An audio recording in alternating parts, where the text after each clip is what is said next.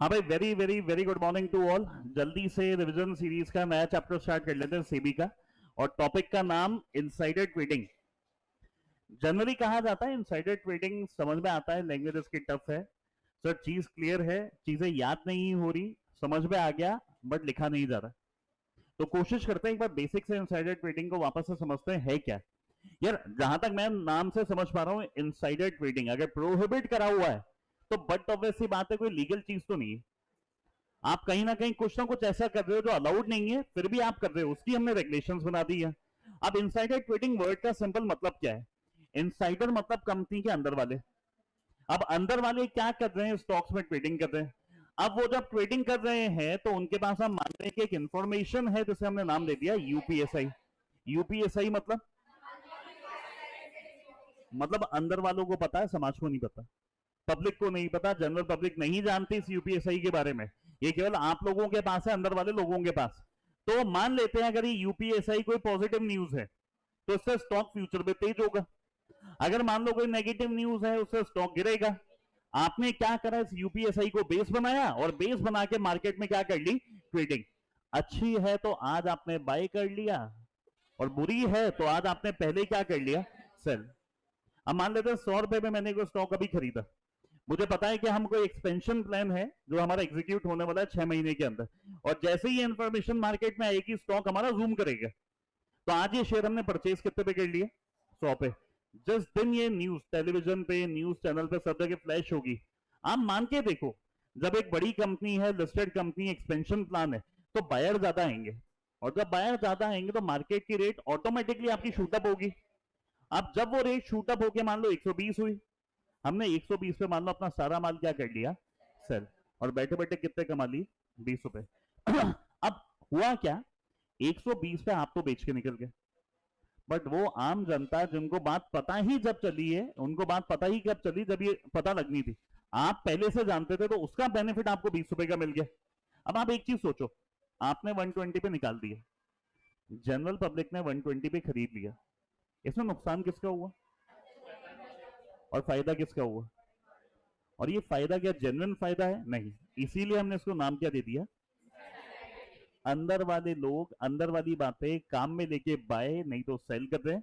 General public बेचारी जिसको कुछ पता ही नहीं है, वो उस हिसाब से मौके पे रिएक्ट कर रही है। मौके पे रिएक्ट करना मतलब अगर अच्छी बात है तो बाय करना चालू, उनको लगाए तो और बढ़ेगा और बढ़ेगा। अब हुआ क्या रियलिटी में? 120 जब हुआ, जैसे स्टॉक बढ़ी, आपने अपना माल बेचा, थोड़ा सा लॉजिकल चलो, सेलर फोर्स आ गई एकदम से। नहीं समझे आप? न्यूज तो अच्छी थी, स्टॉक चलना था, बट एक लेवल तक स्टॉक चल चुका है। अब वहां पे हुआ क्या बेटा? सेलर ज्यादा आ गए, आप खरीदने वाली जनरल पब्लिक, तो स्टॉक ऑटोमेटिकली नीचे आ गया। पहले आप ये चीज समझो, ये ऊपर गया नीचे गया, ये समझ में आया क्या? हुआ क्या, 100 पे हमारे पास यूपीएसआई आई, हमने 100 पे बाई करवा लिया। हमें पता है जिस भी दिन ये न्यूज टेलीविजन में फ्लैश होगी स्टॉक जूम करेगा, तो हमने एक रेट मान लो माइंड में, फॉर एग्जाम्पल से 120 रुपए, कि जैसे ही 120 टच होगा हम अपना माल बिकवा देंगे सारा। अब 120 जैसे ही टच हुआ तो बड़े लोगों ने अपना माल बिकवाया, खरीदा किसने? जनरल पब्लिक ने।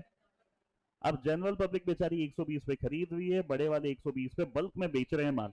तो जब सेलर फोर्स ज्यादा आई तो स्टॉक नीचे आ गया, जबकि जेन्युइनली ये स्टॉक ऊपर चलना चाहिए था। चला क्यों नहीं? क्योंकि स्टॉक में क्या हो गई? Insider trading. अब दो चार डाउट आते हैं दिमाग में, तो लेकिन ये तो गलत है, ये है वो है। बेटा इसीलिए गलत है, इसीलिए तो क्या करा हुआ है? क्या सर ये कंपनीज में होती है? हाँ ये होती है सर, बड़ी इजीली क्रैक हो जाती है। बात नहीं होती। क्यों नहीं होती? अगर जिसको करनी है वो अपने नाम से नहीं करेगा, क्या अपने रिलेटिव के नाम से करेगा? नहीं करेगा। मैं कहूंगा ऐसे अनकनेक्टेड पर्सन के थ्रू ये करा जाता है कि ये चीज सामने ही नहीं आती। हम जब मार्केट देखते हैं तो हमें लगता है आज तो अच्छी न्यूज है, स्टॉक चलना चाहिए, उस दिन स्टॉक चलता नहीं, नीचे आ जाता है। आज तो नेगेटिव न्यूज है, स्टॉक गिरना चाहिए, स्टॉक गिरता नहीं, वहां चल जाता है, क्योंकि स्टॉक में हुई क्या है? डन है। बेसिक समझ में आ गया इनसाइडर ट्रेडिंग का। अब एकदम ध्यान से जैसे जैसे मैं बताता जाऊं देखते चलो एक बार। पहली चीज, इनसाइडर ट्रेडिंग का सिंपल मतलब क्या है? हम क्या कर रहे हैं? डील कर रहे हैं कंपनी की सिक्योरिटी में, किस चीज को बेस बना के? और इस कॉन्फिडेंशियल इंफॉर्मेशन को नाम दे दिया यूपीएसआई। क्यों? या तो पर्सनल प्रॉफिट, और नहीं तो मेन बात, पैसा कमाया नहीं बट गवाया भी नहीं, ये भी तो फायदा है। बात समझ में आ रही है? अगर मैं नहीं करता तो माइट भी मेरे 200 रुपए जेब से लग जाते हैं, वो 200 रुपए नहीं लगना भी तो प्रॉफिट ही है। तो या तो प्रॉफिट अर्न हो गया और नहीं तो अगर लॉस अवॉइड कर लिया तो भी आपका फायदा है। बात समझ में आ गई है? जिनासिस में चले अगर, सबसे पहले ये चीज कहां चली? यूएस में चली।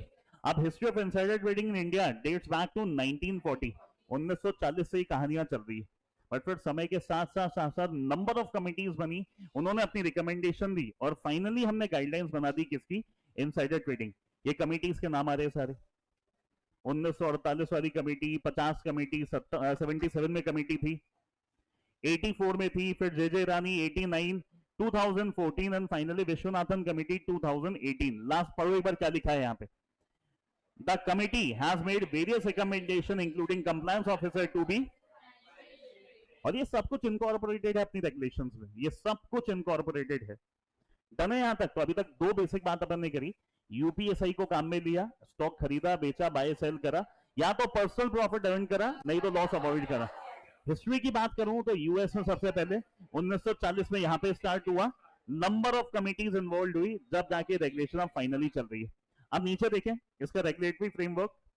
हम सीधी सीधी बात क्या कह रहे हैं, कोई भी person directly indirectly insider trading नहीं करेगा और डील नहीं करेगा सिक्योरिटी में। कब नहीं करेगा डील? जब उसके पास कौन सी इंफॉर्मेशन है, या नॉन पब्लिक कहो या यूपीएसआई, बात एक ही है। तो आप इनसाइडर ट्रेडिंग नहीं करोगे, डील नहीं करोगे। कब नहीं करोगे? जब आपके पास कंपनी में क्या है? यूपीएसआई। तो एक डाउट आ रहा है, अगर हम कंपनी के एमडी हैं तो क्या हम शेयर खरीद ही नहीं सकते? नहीं खरीद सकते, इसकी रेगुलेशन आगे लिखी है। सर हमारे पास यूपीएसआई है, क्या ये यूपीएसआई किसी को बता सकते हो? नहीं बता सकते। एक्सेप्शन है? हाँ है। सर क्या हमारे पास यूपीएसआई है उस दौरान हम ट्रेड कर सकते हैं? जनरली नहीं, इसकी भी एक रेगुलेशन 4 है कि वो ट्रेडिंग अगर आप करते हो तो कैसे अलाउड है आपको। ये चीज समझ में आ गई बेटा? पेनल्टी की बात करें तो अगर कोई भी इंसाइडर जिसने अपने लिए या किसी और के लिए कंपनी की सिक्योरिटीज में ट्रेड करा है तो उसके ऊपर पेनल्टी कितनी है? नॉट लेस देन कितना? और विच में एक्सटेंड टू 25 करोड़ और 3 times of the profit made out of insider trading which ever is. ये कॉमन क्वेश्चन पेनल्टी का 2 से 3 बार एग्जामिनर ने पूछा हुआ है। तो कॉमन पेनल्टी आपको याद करनी ही पड़ेगी। मिनिमम कितनी? 10 लाख। बढ़ा दूं तो कितना? Up to 25। कंपेयर किससे करनी है? इनमें से जो भी। डन है कहानी? यहां तक बातें याद आ गई? इनसाइडर ट्रेडिंग का पहले ही बताओ बेसिक याद आया है क्या? एक होता है बेटा सीधे केवल इंग्लिश हिंदी लेके चलना, मेरे हिसाब से हम बेसिक से चले जब जाके रेगुलेशन डिटेल में समझ में आनी है। आगे देखो ध्यान से, हम ये चक्र में यही सारी बात है। कंप्लायंस ऑफिसर कौन होगा? ये याद है डिटेल्ड क्लास में जब ये टॉपिक चला था, जनरली कंप्लायंस ऑफिसर टर्म से एक ही नाम याद आता है, हाँ सीएसी है, वो एलओडीआर में लिखा है। इनसाइडर ट्रेडिंग रेगुलेशंस में क्या लिखा है, कौन होना चाहिए? आप अगर नोट्स में मॉड्यूल में भी देखोगे इटैलिक्स में लिखा हुआ है। इटैलिक्स में क्यों लिखा हुआ? जनरली पता क्या होता है, कंप्लायंस ऑफिसर नाम से एक ही आंसर आता है सीएस। मैं नहीं कह रहा सीएस लगाना गलत है, बट यहां पे लिखा है केवल सीएस ही नहीं, सीएफओ सीईओ ये भी बन सकते हैं। मेन सवाल, क्या एक कंपनी में एक से ज्यादा कंप्लायंस ऑफिसर हो सकते हैं? लगाओ, आपको इशू नहीं, लेकिन लगाया तो लाइबिलिटी कैसे डिसाइड होगी?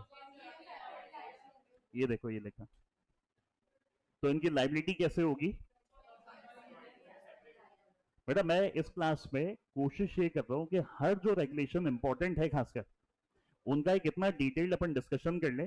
अगर आप इसको पढ़ के आए हो और जितना मैं आपको दिखा रहा हूं उससे आपको इतना याद आ जाएगा और इतना याद हो भी जाएगा कि अपन एग्जाम में आंसर लिख लेंगे वर्ड टू वर्ड। अगर आप चाहो ना तो ये समरी क्लासेस में, रिविजन क्लासेस में वर्ड टू वर्ड नहीं पढ़ा जाता।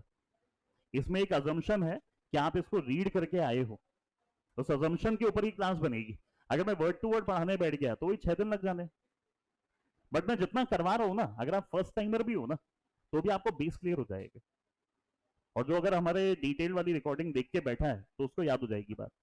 अब सबसे इंपॉर्टेंट बात, इसके ऊपर केस स्टडी आई हुई। कनेक्टेड पर्सन मतलब यार ऐसे लोग, कैसे लोग जो इनसाइडर ट्रेडिंग का जब एलिगेशन लगा तो उससे पिछले 6 महीनों में कंपनी से कनेक्टेड है डायरेक्टली इनडायरेक्टली किसी भी कैपेसिटी में। अब देखो ध्यान से, इसको रीड कर लो एक बार काम का एग्जाम के लिए। Connected person means any person during 6 months prior to the concerned act. Concerned act मतलब insider trading. Concerned act has been associated with a company directly or indirectly in any capacity, including by reason of frequent communication with its officer by being in contractual, fiduciary or employment relation, or is a director, officer, employee of a company or holds any position including a professional or business relation between himself and the company, whether temporary or permanent. अब आसान शब्दों में बताओ क्या है। कोई भी ऐसा था ना जो डायरेक्टली इनडायरेक्टली कंपनी से कनेक्टेड है। कब कनेक्टेड है? पिछले 6 महीनों में। अब चाहे वो किसी भी कैपेसिटी में, अब चाहे वो कैपेसिटी कॉन्ट्रैक्चुअल हो, फिड्यूशरी हो या एम्प्लॉयमेंट हो, चाहे वो बिजनेस रिलेशन हो, चाहे वो प्रोफेशनल रिलेशन हो, चाहे टेम्पररी हो, चाहे परमानेंट हो, आप मेरे से अगर फ्रीक्वेंट कम्युनिकेशन में भी हो ना, इन वजहों से हम मान रहे हैं आपके पास यूपीएससी है। एग्जाम्पल बताओ कोई, कैसे?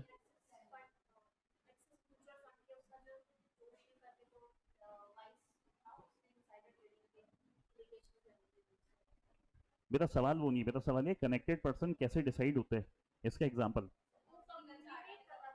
जैसे कंपनी के अकाउंटेंट हुए, सीएस हुए, ऑडिटर हुए, तो आपके पास यूपीएससी हो सकती है या नहीं हो सकती?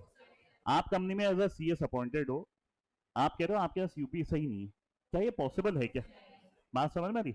हम तो बाय डिफॉल्ट मानते हैं कि आपके पास, ध्यान से पढ़ो क्या लिखा है, अलाउ सच पर्सन डायरेक्टली और इनडायरेक्टली एक्सेस टू यूपीएससी और रीजनेबली एक्सपेक्टेड टू अलाउ। हम कह रहे हैं या तो आपके पास एक्सेस है देखने की, नहीं तो आप मना नहीं कर सकते, तो रीजनेबल बात है कि आपके पास तो होगी ही होगी। क्या सीएस को पता होगा? हाँ। क्या कंपनी के डायरेक्टर को पता होगा? हाँ। क्या सीईओ को पता होगा? हाँ। तो आप मना कर सकते हो कि आपके पास नहीं थी। और ये हमें देखना कब है? इनसाइडर ट्रेडिंग एलिगेशन लगने से पिछले 6 महीने। ये डेफिनेशन याद आ गई? फ्रीक्वेंट कम्युनिकेशन का एग्जांपल कोई? कोई सप्लायर है, कोई सप्लायर है, क्रेडिटर है, जो फ्रीक्वेंट कम्युनिकेशन में कंपनी के साथ है, तो हम तो मान रहे हैं कि वो भी कौन है?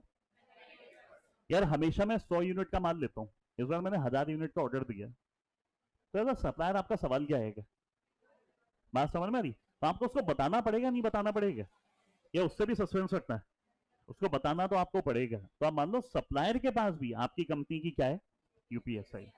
हम पता क्या कहते हैं जब भी यूपीएसआई चलती है ना, एक अग्रीमेंट साइन कर लो, कॉन्फिडेंशियलिटी अग्रीमेंट या नॉन डिस्क्लोजर अग्रीमेंट। मैंने आपको ये बात बताई है, आप आगे किसी और को नहीं बताओगे। ये याद आ गई बात? आगे देखो बेटा ध्यान से एक बार, ये सिंपल सिंपल डेफिनेशंस है। अगर person deem to be connected की बात करूं, पहला नाम क्या रहा है? Immediate relative. दूसरा, यार आपके घर में क्या चल रहा है, आपके चाचा ताऊ के घर में क्या चल रहा है, जानते हो ना? हाँ हम जानते हैं, सेम यही कहानी है। इनमें ब्लड सेम है, ब्लड सेम है मतलब कहीं ना कहीं शेयर होल्डर कॉमन आ रहे, होल्डिंग सब्सिडरी या एसोसिएट कंपनी। इंटरमीडियरीज एग्जांपल बताओ कोई? मर्चेंट बैंकर और स्टॉक ब्रोकर। बात समझ में आ रही है? इन्वेस्टमेंट कंपनी, यानी ये सिंपल रिलेट कर लो।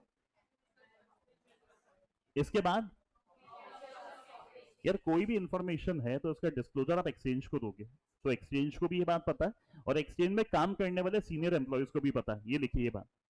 Official of stock exchange, member of the board of trustee of a mutual fund, a member of the board of a PFI. यार जिस पब्लिक फाइनेंशियल इंस्टीट्यूशन से पैसा ले रखा है वो भी तो person deem to be connected है। डीम टू बी कनेक्टेड मतलब हम कह नहीं रहे, हम तो मान रहे हैं आपके पास है, मतलब पूछा नहीं जा रहा है, ये तो बाय डिफॉल्ट है कि यू आर हैविंग यूपीएसआई। इसके बाद और नहीं तो लास्ट में ये ध्यान से पढ़ो, concern firm, trust, HUF, company, AOP where in a director of a company is immediate relative banker. कितना?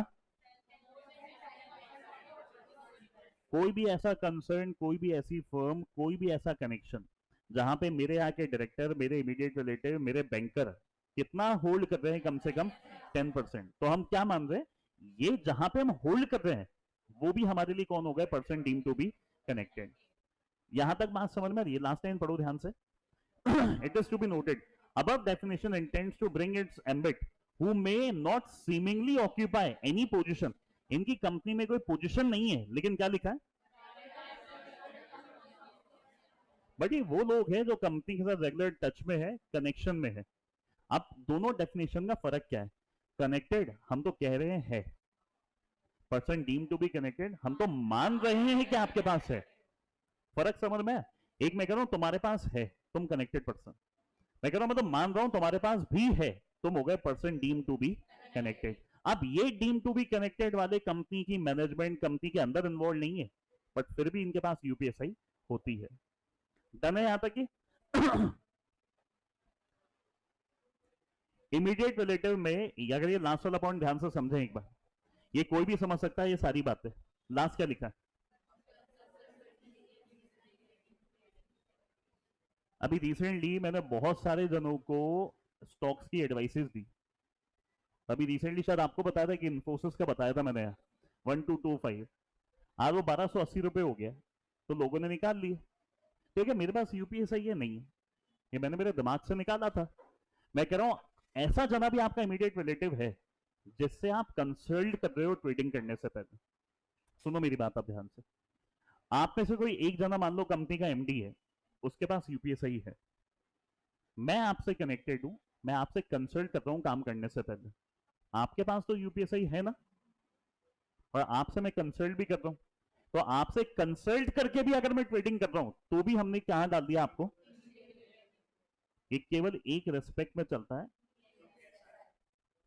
और ये पढ़ो ये क्या लिखा है? ये बोलने वाली बात है क्या? डन है कहानी? स्पाउस बाय डिफॉल्ट अज्यूम नहीं लिखा हुआ, हम तो मान रहे हैं उसके पास यूपीएस। इसका क्या मतलब? अनलेस रिबर्टेड सो सब प्रूफ करना पड़ेगा, लाइक तलाक हो गया ना तब। अगर तलाक शलाक हो गया हो तो बात अलग है, वरना जनरली माना जाता है। अब नीचे आओ जल्दी से एक बार। इन्फॉर्म एक नई रेगुलेशन ऐड हुई थी, इन्फॉर्मेंट रिवॉर्ड। इन्फॉर्मेंट मतलब वो विसल ब्लोअर जो कंप्लेंट्स बता रहा है, जो बता रहा है कि कंपनी में एलिगेशन है, हो चुका है, होने वाला है, या कभी एक्सपेक्टेड है। क्या एक्सपेक्टेड है? Insider trading. तो अगर ऐसी एलिगेशन है फिर मेरी बात सुनना, या तो हो चुकी है, होने वाली है, या मुझे लग रहा है या हो सकता है, इस बात की इंफॉर्मेशन मैं दे रहा हूं कि कंपनी में इनसाइडर ट्रेडिंग प्लान हो रही है, तो जो बता रहा है उसे नाम क्या दे दो? इन्फॉर्मेंट। अब आप बताते हो तो आपको रिवॉर्ड भी मिलेंगे, तो आगे टॉपिक आएगा इन्फॉर्मेंट रिवॉर्ड का भी। ये बहुत काम का है, 100% एग्जाम ओरिएंटेड है। क्या यूपीएसआई जो नीचे हम पढ़ रहे हैं यही है? नहीं, ये लाइन पढ़ो ध्यान से। ऑर्डिनरीली इंक्लूडिंग, क्या लिखा है आगे? हमने सालों का डेटा एनालाइज करके हमने कहा ये तो यूपीएसआई है, बट क्या केवल यही यूपीएसआई है क्या? इनके अलावा भी यूपीएसआई होना मतलब स्टॉक की प्राइस पे इफेक्ट होगा, मटेरियली इफेक्ट होगा। बात समझ में आ रही है? अब ध्यान से देखो, पहला नाम क्या है, सेकंड, तीसरा मर्जर डीमर्जर, यानी आसान शब्दों में कहूं तो कॉर्पोरेट रीस्ट्रक्चरिंग, और लास्ट लाइव एग्जांपल दूं एक आपको। नाम सुनाओ अगर, अभी शायद रिसेंट है, हफ्ते 2 हफ्ते पहले की न्यूज है ये। न्यूज ये आई कि एयू स्मॉल फाइनेंस बैंक के केएमबी में चेंज नहीं हुआ था, उसके टेन्योर को हमने रिन्यू कर दिया, और टेन्योर रिन्यू होने से स्टॉक 15 से 20% तेज हो गया। बात समझ में आ रही है? येस बैंक में जब वो किस्सा हुआ था तो राणा कपूर का टेन्योर रिन्यू नहीं करा था, ये चेंज इन केएमपी हो गया। अभी रिसेंटली साइरस मिस्त्री साहब की तो डेथ हो गई, बट उससे पहले अगर आपको इशू याद हो, टाटा ग्रुप के अंदर ही इशू चल रहा था, तो साइरस मिस्त्री को हटाया, स्टॉक डाउन, रतन टाटा से आपको इंटरिम चेयरमैन वापस से बनाया, तो ये भी तो चेंज इन केएमपी है। एक कंपनी चला कौन रहा है ना, ये भी बड़ी इंपॉर्टेंट बात होती है। और ये सारे वो इवेंट्स है जिनसे स्टॉक की प्राइस पे पॉजिटिव या नेगेटिव इफेक्ट आएगा ही आएगा। डन है यहां तक? ये यहां तक कोई डाउट है? आगे देखो, बहुत बढ़िया केस है, ध्यान से सुनो। एक लिस्टेड कंपनी है, तो हम तो ये एक्सपेक्ट कर रहे हैं कि आपको हर बात बतानी है एक्सचेंज को, हर बात मतलब जो मटेरियल बात है जिससे आपको लग रहा है प्राइस पे इफेक्ट आएगा। यार मैंने कहीं बिडिंग करी, किसी कॉन्ट्रैक्ट में बिडिंग करी और ये मुझे पता भी चल गया कि लोएस्ट बिडर मैं ही हूं, क्या ये बात आप मुझे एक्सचेंज को बतानी है नहीं बतानी कि एक बड़ा कॉन्ट्रैक्ट मुझे मिलने वाला है, हाँ या ना? क्या ये यूपीएसआई है या नहीं? तो क्या इसका एक प्रॉपर डिस्क्लोजर बनता है नहीं बनता? लाइन पढ़ो ध्यान से, ये लास्ट वाली। The promoter was aware that company was the lowest bidder. This information was, hence it was incumbent upon promoter not to deal in the scrip of the company directly or। अब मेरे को पता चल गया कोई 10,000 करोड़ का contract है जिसमें हमने बिडिंग करी है, वहां पे लोएस्ट बिडर मैं ही हूं, तो 10,000 करोड़ का कॉन्ट्रैक्ट आने वाला है। तो आप तो जानते हो ना यूपीएसआई है, 10,000 करोड़ के कॉन्ट्रैक्ट की न्यूज से स्टॉक पे फर्क क्या होगा? पॉजिटिव होगा स्टॉक। तो हम कह रहे हैं आपके पास यूपीएसआई है ना, उस दौरान ट्रेड मत करना, क्योंकि यू आर पोजेसिंग यूपीएसआई। अब डिबेट के यहां पे ये चली, ये यूपीएसआई है या नहीं है। कॉमन सेंस लगाओ, 50 बिडर है और 50 में से आपको पता चल गया कि लोएस्ट बिडर आप ही हो, तो कॉन्ट्रैक्ट्स के अंदर किसको बिड देंगे, मतलब कॉन्ट्रैक्ट देंगे किसको? जो हाईएस्ट बिडर होगा, लोएस्ट बिडर होगा। क्वालिटी अच्छी, बिड लो, और उसको पता चल गया था, तो ये पता है यूपीएसआई है, उस दौरान ट्रेड नहीं करनी। कुछ नहीं होगा, एग्जामिनर सेम टू सेम ये टॉपिक उठाएगा, एक केस स्टडी बना देगा और लास्ट में आपसे एडवाइस मांगेगा कि उन्होंने इस यूपीएसआई का डिस्क्लोजर नहीं दिया और ट्रेड भी कर लिया और प्रमोटर कह रहे हैं यूपीएसआई नहीं है, तो आपको जस्ट ये लास्ट लाइन याद आनी चाहिए, ये यूपीएसआई थी और उस दौरान इनको ट्रेड नहीं करना था। डन है यहां तक ही?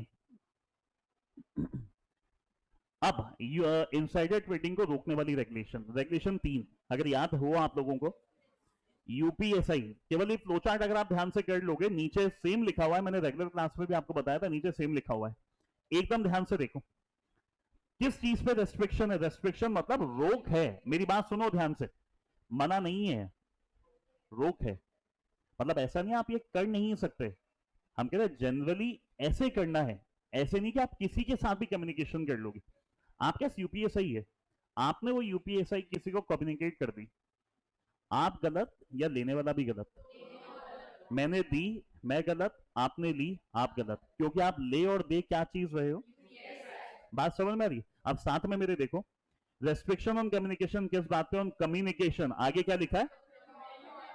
केवल बताना गलत नहीं है, इवन ये यूपीएसआई लेना भी गलत है। UPSI insider not to communicate any UPSI except, क्या लिखा है? इस बात को अगर थोड़ा प्रॉपर वर्ड्स में ले, इन furtherance of any legitimate purpose. अब जो ये नोट्स अगर कल पढ़ के आया होगा तो उसको वर्ड याद आ जाएगा। ये इंफॉर्मेशन हमने क्यों कम्युनिकेट करी? क्योंकि एक लीगल पर्पस है, अपने व्यापार को आगे बढ़ाने के लिए बताना जरूरी है। एग्जाम्पल कोई?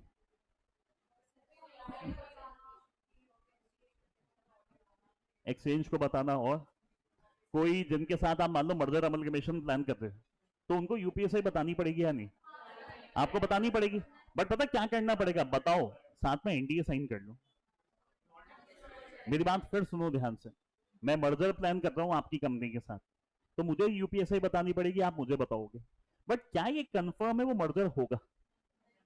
अगर नहीं हुआ तो यूपीएसआई तो एक्सचेंज हो गई। अब वो यूपीएसआई मैंने क्यों बताई? इन फर्दरेंस ऑफ एनी, कोई लॉ, कोई डिपार्टमेंट आपसे इंफॉर्मेशन मांग रहा है, पर्सन नहीं, कोई लीगल डिपार्टमेंट मांग रहा है, वहां बताना पड़ेगा नहीं बताना पड़ेगा? बात याद आ गई ये वाली? ये ध्यान से पढ़ो, no person to procure or cause the communication by an insider of UPSI except, ना तो मुझे बतानी, ना आप मुझसे लोगे, हम बताएंगे भी जब, और आप लोगे भी कब? जब वो आपकी ड्यूटी परफॉर्म करने के लिए रिक्वायर्ड है। कभी कभी होता है ना, घर में अपन कहते हैं सील पैक एनवलप है, जाके शर्मा जी को दिया, और जब ये कहा जाता है तो पता पहला दिमाग क्या चलता जाता है? उस एनवलप को घुमा के देखा जाता है, दिखाई दे जाए कि उसमें है क्या। ये जब मना नहीं करा जाता कि नहीं बताना, उस टाइम ज्यादा इंटरेस्ट आता है पता लगाने में। तो बताओ और दो, लो और दो, लेकिन केवल कब दो? जब लीगल ऑब्लिगेशन है और ड्यूटी परफॉर्म करने के लिए रिक्वायर्ड है बताना। डन है कहानी ये? नीचे पढ़ो, इसके एक्सेप्शन क्या है? दो बातें याद कर लो हार्डली, नहीं तो नॉट टू अट्रैक्ट। कुछ याद आ रही है बात? हमने क्यों बताई यूपीएसआई? ताकि टेक ओवर के तहत ओपन ऑफर मिल जाए। नहीं तो हमने क्यों बताई यूपीएसआई? ताकि टेक ओवर के तहत ओपन ऑफर ना मिले। हम पता क्या कहते हैं, यूपीएसआई है, बट जनरल पब्लिक को पता तो होना चाहिए कम। UPSI is disseminated to be made generally available कितने दिन पहले? आप जब भी ये ट्रांजैक्शन करने वाले हो ना, आपको तो महीनों से पता है। जनरल पब्लिक को जिस भी दिन आप ये ट्रांजैक्शन करने वाले हो उससे कम से कम 2 वर्किंग डे पहले तो बताओ। क्यों बताना है पब्लिक को? क्योंकि आप आईपीओ लाए, अपनी कंपनी लिस्ट करवाई और पब्लिक से भी पैसा लिया। मैं ये नहीं कह रहा 6 महीने पहले पब्लिक को ही बताओ, हम कह रहे लेकिन कम से कम काम करने से 2 दिन पहले तो बताओ। बात समझ में आ गई? तो फिर से समअप करो, 3 क्या था? यूपीएसआई है, रेस्ट्रिक्शन है, देने पे रेस्ट्रिक्शन है, लेने पे रेस्ट्रिक्शन है। लेना और देना कब है? किसी लीगल पर्पस के लिए रिक्वायर्ड। लेकिन एक्सेप्शन, अगर एक्सेप्शन की बात करें, हमने क्यों यूपीएसआई बताई कि टेक ओवर में ओपन ऑफर आ जाए? मैंने क्यों यूपीएसआई बताई? ताकि टेक ओवर में ओपन ऑफर ना आए। और जो भी यूपीएसआई है मुझे जनरल पब्लिक को कम से कम 2 वर्किंग डेज पहले बताना है, काम करने से 2 वर्किंग डेज पहले। डन है यहां तक? ये लास्ट टाइम पढ़ो क्या लिखिए।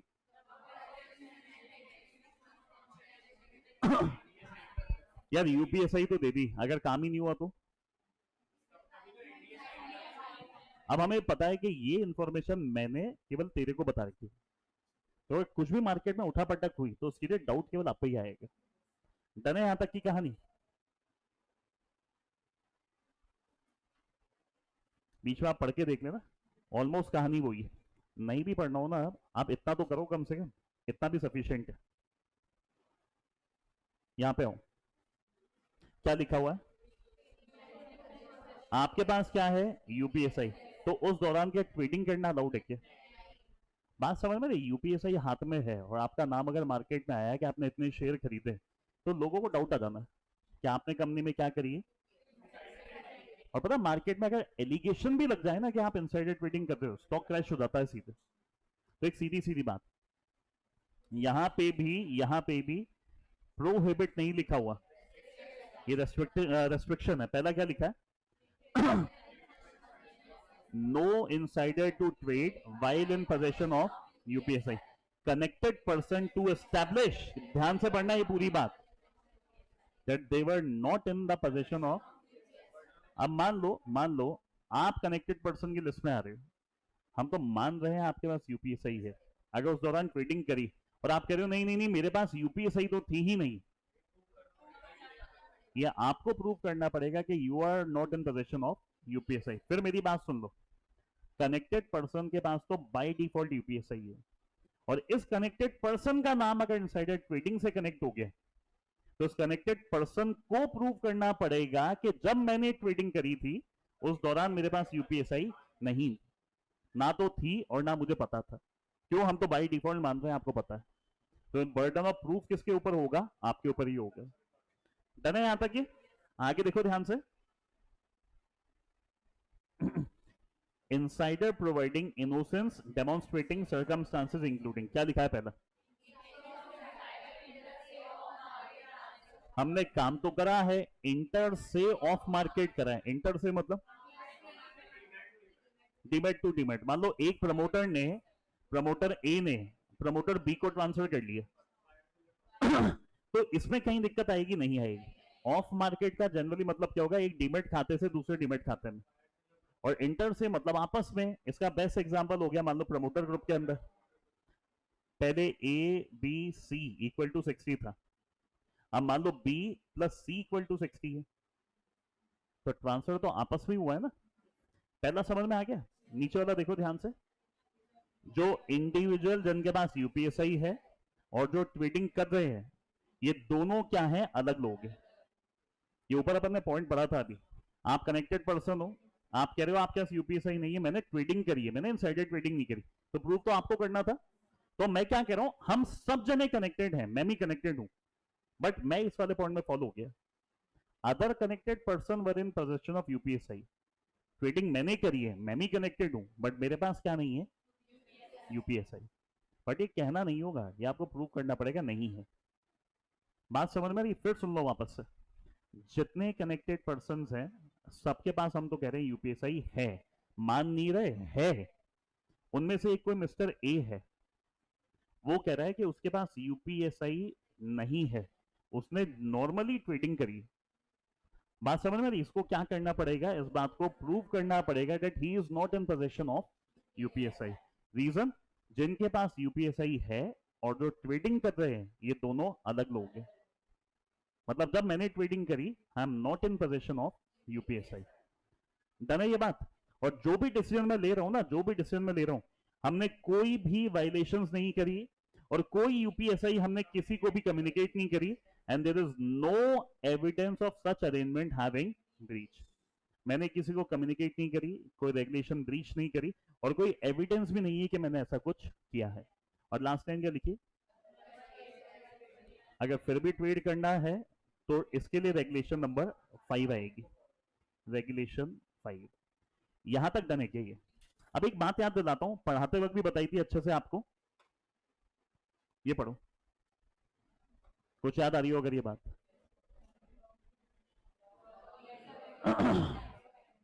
ये वाले आप करो, हमें दिक्कत नहीं। पहला वही है, ब्लॉक डील विंडो, ये क्या होता? ये अपने सेबी पार्ट बी में है। ब्लॉक डील विंडो का मतलब ये होता है हमें पहले से पता होता है। आपको याद दिला देता हूं, 2 सेशंस होते हैं, मॉर्निंग और आफ्टरनून। टाइम याद है? एक आफ्टरनून सेशन है 2:05 से 2:20 और एक 8:45 से 9। आपको पता क्या करना होता है? अगर आप बल्क में ब्लॉक खरीदना चाह रहे हो, आप एक ब्लॉक खरीदना चाह रहे हो, क्वांटिटी लमसम खरीदना चाह रहे हो, आप जब इस बात का पहले ही डिस्क्लोजर दे चुके हो, जब इस बात का आपने पहले ही डिस्क्लोजर दे दिया, अब जिसने अगर पहले डिस्क्लोजर दे दिया तो क्या उसने इनसाइडर ट्रेडिंग करी है?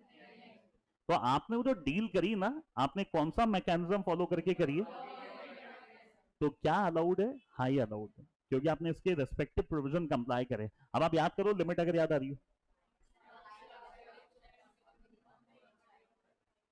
ये 5 लाख शेयर आपके ब्लॉक डील में लिखा हुआ नहीं है, आप पार्ट बी में चेक कर लो, मैंने अलग से लिखवाया था, यहां पे लिखा हुआ है। तो आपने कितनी क्वांटिटी में ट्रेड किया है? या तो 5 लाख, नहीं तो वैल्यू कितनी? 5 करोड़। तो आपने कौन से मैकेनिज्म से डील करी है? Block deal mechanism. डन है यहां तक? ये यहां तक चेक करो, कोई दिक्कत है क्या?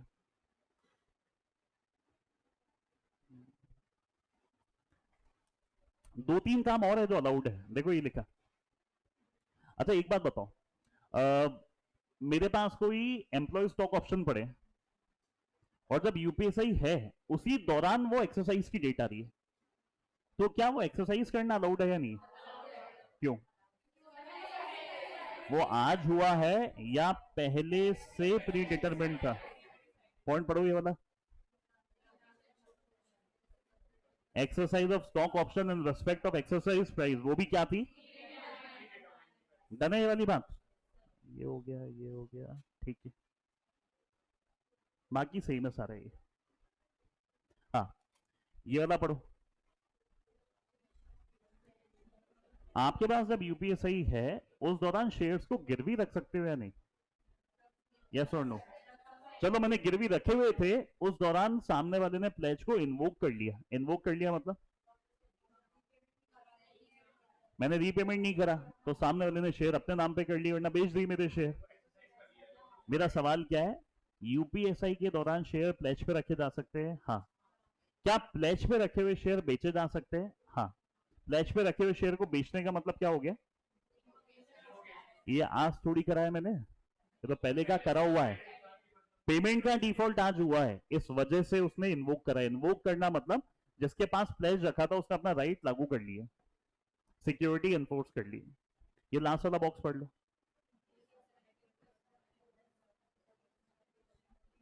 बेटा, जितना मैं करवा रहा हूं ना, मेरे को तो पूरी उम्मीद है इसमें पूरा चैप्टर समअप भी होगा, कैसा भी क्वेश्चन आता सॉल्व हो जाना चाहिए। ओनस मतलब बर्डन। डन है यहां तक ये?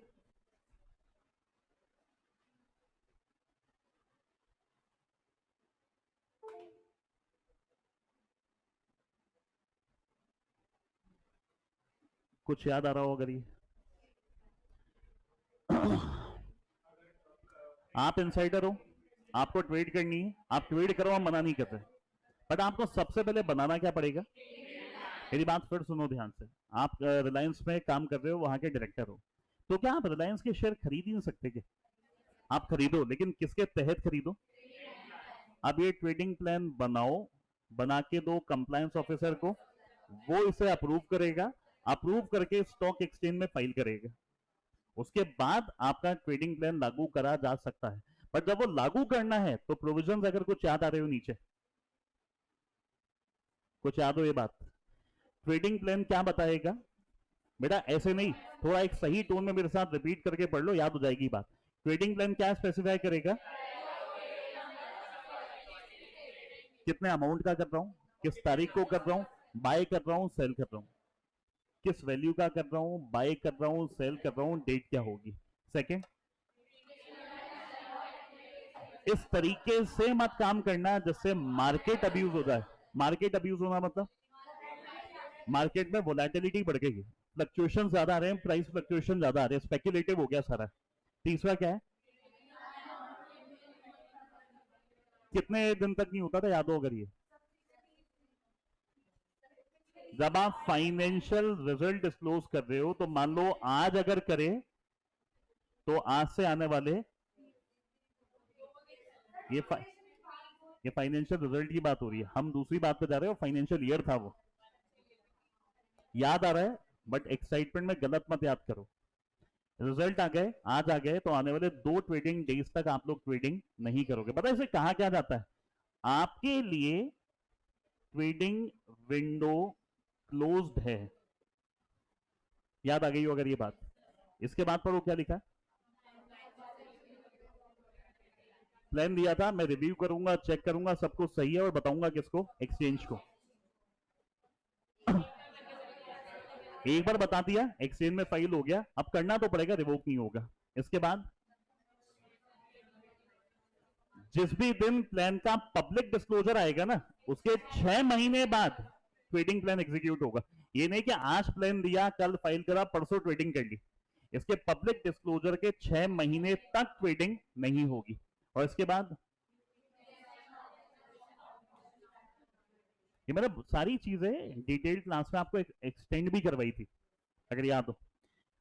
कुछ याद हो तो मुझे बताना क्या था। यहां देखे, जब मैं प्लान बना रहा था, जब मेरे पास यूपीएसआई थी, बट जब ये प्लान मुझे क्या करना था, सुनना पहले पूरी बात, उस दिन मुझे था कि एग्जीक्यूशन वाले दिन ये इंफॉर्मेशन क्या हो चुकी होगी, जनरल पब्लिक के पास भी।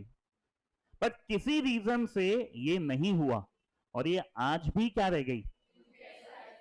अब प्लान एग्जीक्यूट होगा या नहीं होगा? फिर मेरी बात सुन लो, प्लान बनाया जब क्या थी, बट मुझे ये पता था जब एग्जीक्यूट होगा ना ये इंफॉर्मेशन, बट किसी रीजन से जनरल पब्लिक तक ये इंफॉर्मेशन नहीं गई, यानी अभी भी क्या रह गई? तो क्या ये कह के मैं प्लान एग्जीक्यूट कर लूं कि मैंने तो पहले ही बता रखा था? ये प्लान एग्जीक्यूट होगा या रिवोक होगा? बात समझ में आ गई? ऐसा हो सकता है, हाँ हो सकता है सर, लेकिन हमने प्लान दिया हुआ था। बेटा अगर यूपीएसआई रहते रहते ट्रेड कर लिया तो रेगुलेशन 4 ब्रीच हो गई। रेगुलेशन 4 क्या करिए? No trading when you are in position of UPSI. तो अगर यहां कर लिया तो रेगुलेशन 4 ब्रीच हो गई। ये सब मैंने डिटेल्ड वाली क्लासेस में आपको सब कुछ समझा रखा है, वीडियो देखे होंगे तो उसमें सारी चीजें एड ऑन है वहां पे। और इसके बाद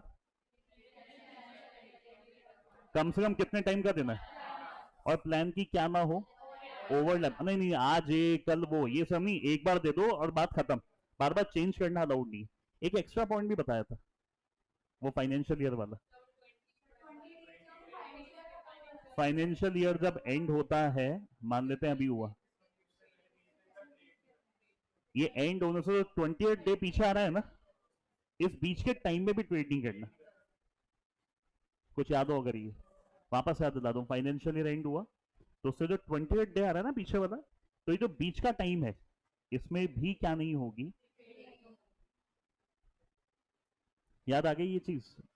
यहां तक प्लान में रेगुलेशन 3, 4, 5 में कोई दिक्कत है क्या? अब जल्दी से आगे देखो, वही सब है इसमें,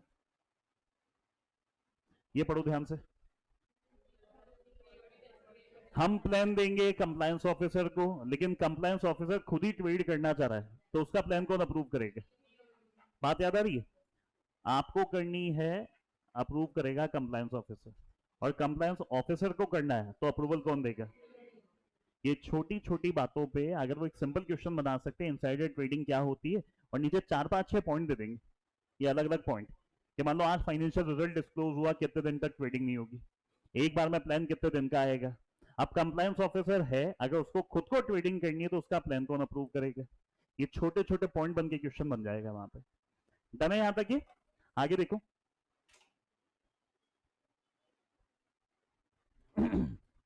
डिस्क्लोजर रिक्वायरमेंट, इनिशियल डिस्क्लोजर मतलब जब आप प्रमोटर ग्रुप के मेंबर हो, डायरेक्टर, केएमपी, आप अपॉइंट हो गए ना, आप कितने दिन में? हमें बता दो आपके हमारी कंपनी के शेयर्स कितने? नहीं समझे? जिस भी दिन आप अपॉइंट हुए उसके कितने दिनों में आपको क्या बताना है कि हमारी कंपनी के शेयर्स कितने हैं आपके पास। ऐसे जनरली तो ये बात जब अपॉइंटमेंट होगा, बातचीत चल रही है, उस टाइम भी पूछा जाएगा, बट ये रिटर्न डिस्क्लोजर आएगा आपसे, क्या आज मेरे पास आपकी कंपनी मान लो 10,000 शेयर पड़े हैं, 15,000 पड़े हैं, इसका इनिशियल डिस्क्लोजर है ये। इनिशियल मतलब जब आप अपॉइंट हुए हो, कंटिन्यूअल मतलब आपको देते रहना पड़ेगा। मेरी बात ध्यान से सुनो, याद हो, अगर ये 3 महीने का हुआ एक क्वार्टर, तो एक क्वार्टर में कितना कितना कर सकते हो आप? मैक्सिमम 10। आप चाहे सिंगल ट्रांजैक्शन में करो या मल्टीपल ट्रांजैक्शन में करो, आप 10 लाख तक कर लो। ये लिखा, मैं क्या कह रहा हूं, 10 लाख तक कर लो, लेकिन अगर ये 10 लाख से क्या हो गया तो इस बात का क्या देना पड़ेगा? तो प्लानिंग बताओ क्या बनी, साल में कितना माल हम खरीद सकते हैं? आप 40 लाख की सिक्योरिटीज खरीद सकते हो विदाउट एनी डिस्क्लोजर। 40 लाख से ऊपर हुआ तो डिस्क्लोजर। डोंट आस्क मी 40 कैसे हुआ, साल के 4 क्वार्टर, एक क्वार्टर में 10 लाख, तो 4 क्वार्टर में, किसी भी क्वार्टर में अगर 10 लाख से एक्सीड हो रहा है तो आपको क्या देना पड़ेगा? Continual disclosure. और ये क्या लिखा है? कनेक्टेड पर्सन को देना पड़ेगा डिस्क्लोजर, जैसे भी कंपनी बताए वैसे दे देना। तो 3 पढ़े, अपॉइंट होने के 7 दिन में, फिर कंटिन्यूअल आया कि क्वार्टर में 10 लाख, 10 लाख से ज्यादा तो डिस्क्लोजर आपको देना पड़ेगा जब जब ऐसा होगा, और कनेक्टेड पर्सन वैसे डिस्क्लोजर देंगे जैसा लिखा होगा, as may be prescribe. Done है यहां तक? ये 5 3 4 5 6 7। अब आगे देखो ध्यान से, ये जो अपन ने ऊपर पढ़ा है ना अभी तक सारा, ये वो सारे डिस्क्लोजर एक जगह लिखे हुए हैं अभी। अब बताओ मेन बात पे एक बार ये पढ़ो।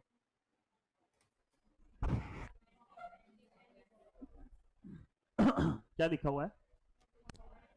एक सिंपल कहानी बता रखी, आपके पास अगर कोई इंफॉर्मेशन है कंपनी में, इनसाइडर ट्रेडिंग एलिगेशन रिलेटेड कोई डेटा है, आप ही बताओगे कैसे सेबी को? नीचे देखो ध्यान से, इंफॉर्मेंट को क्या करना है? Original information in a voluntary information disclosure form to the office of informant protection of.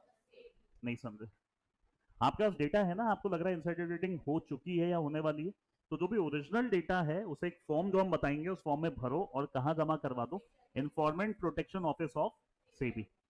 Format और मैनर कौन सा होगा? जो शेड्यूल डी में लिखा है। भैया तेरे में दिमाग तो तू खुद कर ले, नहीं दिमाग तो किससे करवा ले? लेकिन ये बात ध्यान से पढ़ो, if the informant does not submit the form through a legal representative, क्या लिखा है आगे? To appear in person to ascertain his or her क्या मतलब हुआ?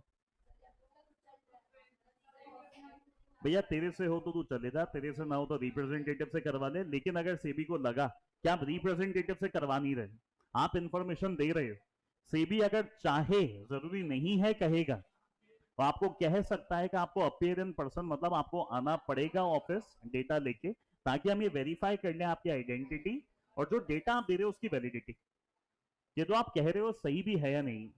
अगर हाँ तो इसके बाद पढ़े, the informant while submitting the voluntary information disclosure shall which could reasonably expected to reveal his or her identity. क्या मतलब हुआ?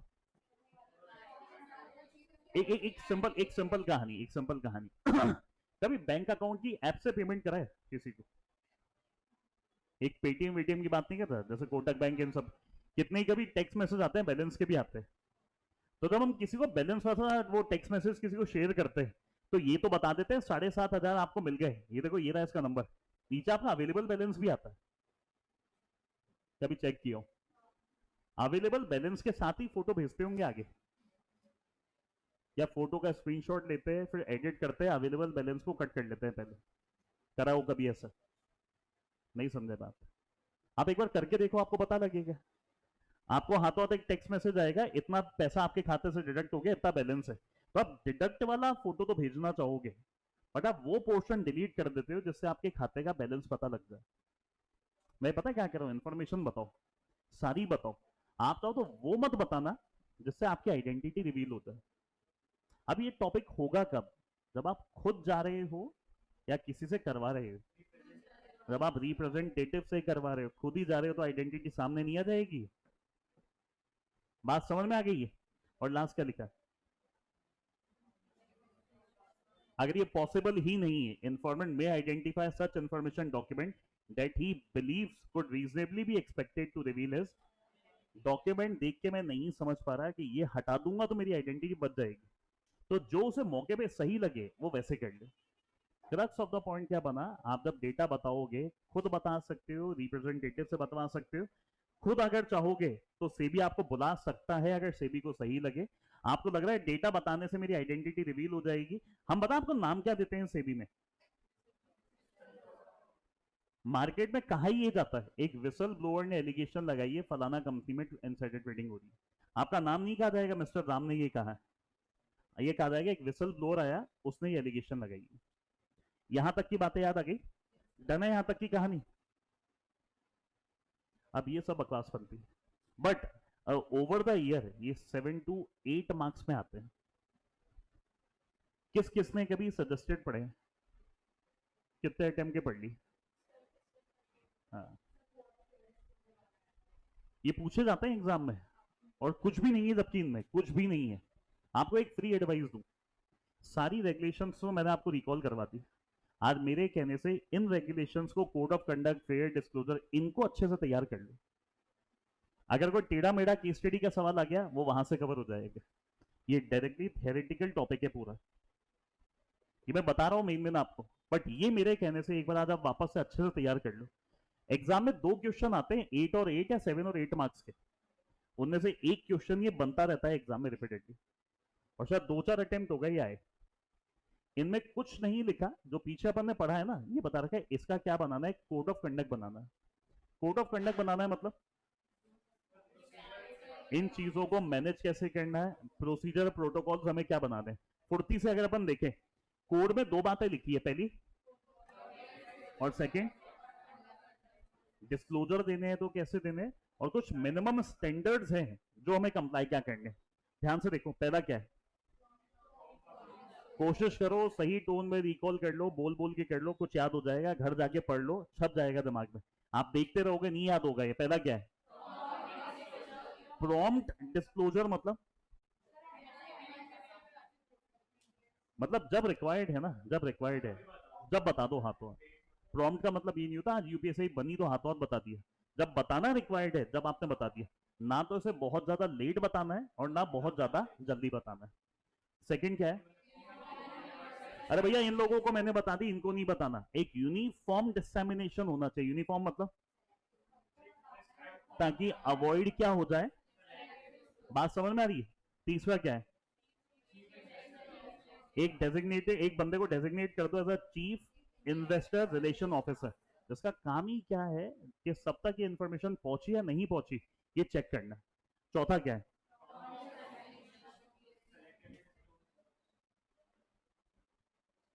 हाँ क्या मतलब हुआ, कहीं सेलेक्टिवली ना हो जाए, कहीं किसी के पास गई किसी के पास नहीं गई, लापरवाही से नहीं गई, जनरल पब्लिक को नहीं पता लगा, ये चेक करना। और इसके बाद आपको ना आए दिन प्रेस वाले लिस्टेड कंपनीज को नोटिस देते हैं, मतलब नोटिस नहीं कहूंगा, एक क्वेरी रेज करते कि इसके ऊपर आपका डिस्क्लोजर क्या है। अभी रिसेंटली वोडाफोन आइडिया से एक क्वेरी पूछी गई कि उन्होंने 200 करोड़ के इक्विपमेंट्स के लिए चाइना की एक कंपनी को ऑर्डर लिखवाया, इसके ऊपर वीआई का रिप्लाई क्या है। मान लेते हैं सुनने में आ रहा है कहीं से वोडाफोन आइडिया में भी 5,000 करोड़ लगा सकता है, एक रूमर चल रहा है। तो क्या होता है, सेबी वाले इस चीज की क्वेरी रेज कर देते हैं कंपनी में, तो उस क्वेरी का एप्रोप्रिएट और फेयर रेस्पॉन्स। मैंने सुना है आपकी कंपनी में वॉरेन बफेट की कंपनी पैसा लगाने वाली है, इस पे रेस्पॉन्स दें आप। इस क्वेरी पे मार्केट में चली बात, स्टॉक चल पड़ा। कोटक महिंद्रा बैंक का केस था, कोटक महिंद्रा बैंक की मैनेजमेंट सामने ही उन्होंने सीधे सीधे खारिज कर दी है बात। क्वेरी रेज हुई तो उसका प्रॉम्प्ट और फेयर डिस्क्लोजर कैसे देना है, और वही दो जितना रिक्वायर्ड है। इसके बाद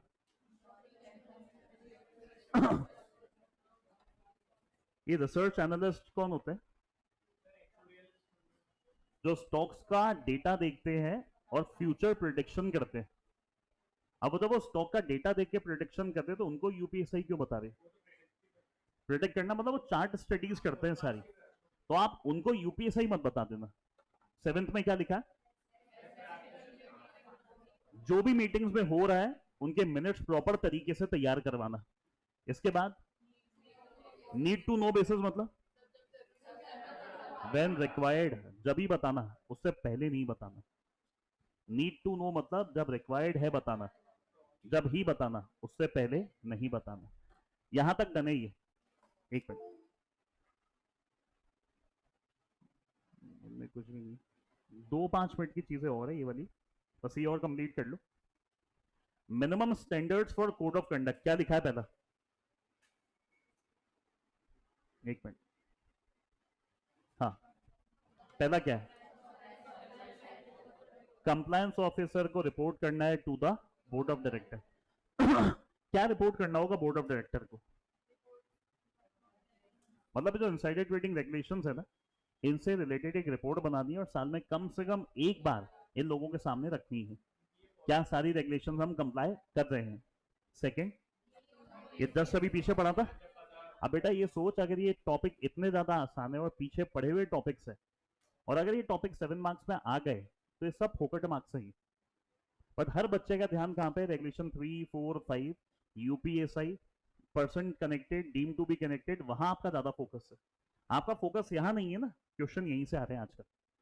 इसके बाद देखो ये वाला, याद है Chinese wall, inter departmental information भी शेयर मत करना जब तक वो शेयर करना रिक्वायर्ड ना हो। एचआर वाले प्रोडक्शन वालों को, प्रोडक्शन वाले सेल्स वालों को जब भी वो बात बताएं जब वो रिक्वायर्ड हो। The code of conduct shall contain appropriate Chinese wall procedure. मैं यहां पे खड़ा हूं तो मेरे यहां पे जो भी यूपीएसआई है, क्या आपको लगता है यहां पे सबको पता होगी, या जब रिक्वायर्ड है जब पता होगी। बात समझ में आ रही। इसके बाद वो सब गवर्न होंगे किससे, जो मैंने हाईलाइट करा हुआ है। अगर इतना भी तुम याद कर लोगे काम हो गया। देखो कैसे, डेजिग्नेटेड पर्सन में execute sorry designated person immediate relative are govern by internal code of conduct. इतना तो याद कर लो, इसमें पूरी मीनिंग आ गई पॉइंट की। इसके बाद क्या है, क्या मतलब वो, जब कोई यूपीएसआई चल रही है उस दौरान ट्रेड करना अलाउड है नहीं, बट वो कब अलाउड है, जब वो ट्रेडिंग विंडो बंद है जब, या ट्रेडिंग विंडो खुल जाएगी जब। तो जब खुल जाएगी तो आपके ट्रेड्स को सही से मॉनिटर करा जाता है कि इस बंदे ने इतनी ट्रेड करी है। आज अगर न्यूज आ जाए, मान लो वीआई में कुमार मंगलम बिरला साहब 10,000 करोड़ लगाने वाले हैं, तो 10,000 करोड़ अगर इक्विटी के थ्रू लगाएंगे तो ये भी तो ट्रेड हो गई एक, तो उसके डिस्क्लोजर देना, इसको प्रॉपर तरीके से मॉनिटर करना। इसके बाद क्या है, जब यूपीएसआई की बात होती है तो ट्रेडिंग विंडो कब खुलेगी कब बंद रहेगी, ये सब डिसाइड कौन करता है, कंप्लायंस ऑफिसर। क्या लिखा है आगे, वही बात आ गई, ये पढ़ो ध्यान से। Trading window restriction shall be made applicable, क्या लिखा है आगे, ये वो जो पीछे आपको ऐड करवाया था सर्कल के अंदर, कि आज अगर फाइनेंशियल रिजल्ट डिक्लेयर हुए हैं तो आज से आने वाले 48 घंटे जनरली ट्रेडिंग विंडो क्या होती है, क्लोज होती है। और क्यों क्लोज होती है, कि कोई इंपॉर्टेंट इंफॉर्मेशन मार्केट में लीक ना हो जाए। और 9th क्या लिखा है, आप पढ़ के देखो, याद आ रहा है कि ये प्लेज करना अलाउड है। कोई वारंट्स हमने पुराने इशू करे हुए जिनका कन्वर्जन इसी टाइम पे ड्यू हो रहा है, तो क्या ये अलाउड है? ये अलाउड है, क्योंकि हम ये आज नहीं कर रहे, ये हमने पहले करे हुए हैं। 10th वाला देखो क्या लिखा है, कम से कम 48 घंटे से पहले मत खोलना, क्योंकि यूपीएसआई चल रही है। मैंने आपको एक बात बताई थी, किसी भी यूपीएसआई का बाजार में इफेक्ट 1, 2 या 3 दिन तक रहता है, उसके बाद चीजें नॉर्मलाइज हो जाती है। अभी एयू में जब ये न्यूज आई थी, पहले दिन स्टॉक 15% चला, अगले दिन चला बट बहुत कम चला, अब डे बाय डे नीचे आ रहा है वापस से। तो किसी भी इंफॉर्मेशन का इफेक्ट, रियल इफेक्ट 2 या 3 दिन से ज्यादा नहीं रहता। इसके बाद क्या मतलब हुआ, ये थ्रेशोल्ड कौन से हुए, पड़े हुए हैं अभी रिसेंटली। अगर 10 लाख से ऊपर की ट्रेड कर रहे हो आप, करो, मना नहीं कर रहे, आपको क्या लेनी पड़ेगी, 10 तक तो बताना ही नहीं है ना। 10 से ऊपर कर रहे हो तो पहले प्री क्लियरेंस ले लो कंप्लायंस ऑफिसर से। ये हो जाएगा, ये है डन। ये पढ़ो लास्ट। क्या अलाउड नहीं है करना, कॉन्ट्रैक्ट वेट क्या होती है,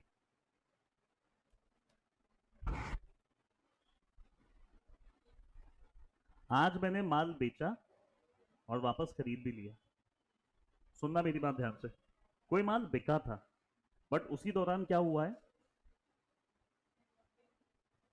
उस दौरान एम्प्लॉय स्टॉक ऑप्शन जो है वो एक्सरसाइज हुए, क्या वो एक्सरसाइज करना अलाउड है या नहीं। कॉन्ट्रैक्ट वेट अलाउड नहीं है कि आज आप बेच रहे हो कल खरीद रहे हो, बार बार ये सब चीजें अलाउड नहीं हो उस दौरान। बट मेरा एक सिंपल सवाल, जब यूपीएसआई चल रही है उसी दौरान आपके एम्प्लॉय स्टॉक ऑप्शन ड्यू हो रहे हैं कन्वर्जन के लिए, तो वहां पे रेस्ट्रिक्शन है क्या, ये आप कर लो, क्योंकि पहले से प्री डिटरमिंड है, रेट प्री डिटरमिंड है, डेट भी प्री डिटरमिंड है, ये सब कर सकते हो, ये अलाउड है उस दौरान। यहां तक एक बार जल्दी से मेरे को बताओ क्या दिक्कत आई, याद आई या नहीं आई ये बातें, बाकी तो कुछ भी नहीं है, सिंपल है ये। एक ये टॉपिक काम का है, स्टार मार्क लगा लो।